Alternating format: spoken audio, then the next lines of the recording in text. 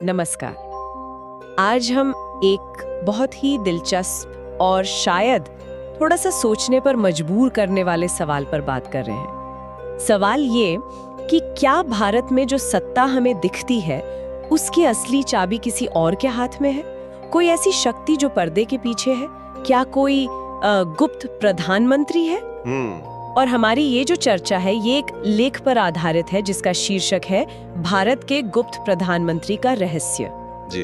तो आज हम इस स्रोत में जो तर्क दिए गए हैं, जो दावे हैं या जो सवाल उठाए गए हैं, उन्हीं की थोड़ी गहराई में जाने की कोशिश करेंगे। बिल्कुल। ये वो विचार है जो भारत के मौजूदा नेतृत्व, खासकर प्रधानमंत्री नरेंद्र मोदी के संदर्भ में कुछ ऐसी ताकतों की तरफ इशारा करते हैं जो शायद सामने नजर नहीं आती। हाँ, मतलब अदृश्य शक्तियों की बात। हाँ, देखिए, भारत इतना बड़ा लोकतंत्र है, यहाँ लोग वोट देकर अपना नेता चुनते हैं।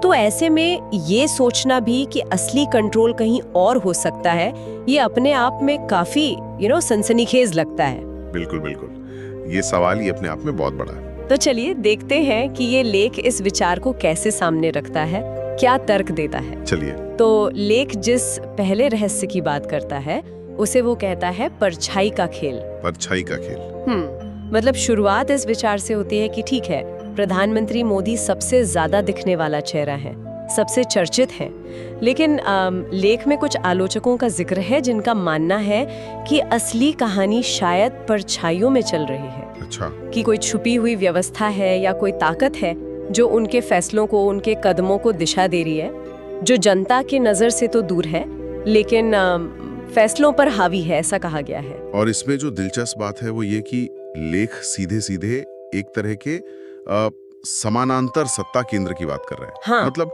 ये सिर्फ अटकल नहीं, लेख का दावा है कि जो निर्णय हमें दिख रहे हैं उनके पीछे एक संगठित, शायद अदृश्य नियंत्रण हो सकता है। ये स्रोत में पेश किया गया एक आलोचनात्मक नजरिया है। लेकिन ये छुपी हुई व्यवस्था, ये है क्या? लेख कुछ बताता है इसके बारे में कि ये कोई संगठन है या लोग हैं या सिर्फ एक सोच है? नहीं, लेख यहाँ पर थोड़ा अस्पष्ट है और शायद यही बात इसके रहस्य को और गहरा बनाती है। अच्छा। वो इसे व्यवस्था या ताकत कहकर थोड़ा खुला छोड़ देता है। मतलब क्या ये ब्यूरोक्रेसी के अंदर कोई ग्रुप है या कोई बाहर के सलाहकार हैं या फिर जैसा लेख आगे इशारा करता है कोई वैचारिक शक्ति है या आर्थिक शक्ति, ये साफ नहीं है। तो ये एक पहेली की तरह है कि निर्णय प्रक्रिया सीधी नहीं है। हाँ बिल्कुल, लेख यही दर्शाने की कोशिश कर रहा है। ठीक है, तो ये पहला रहस्य हुआ परछाई का खेल। अब लेख दूसरे रहस्य की तरफ बढ़ता है जो शायद थोड़ा ज्यादा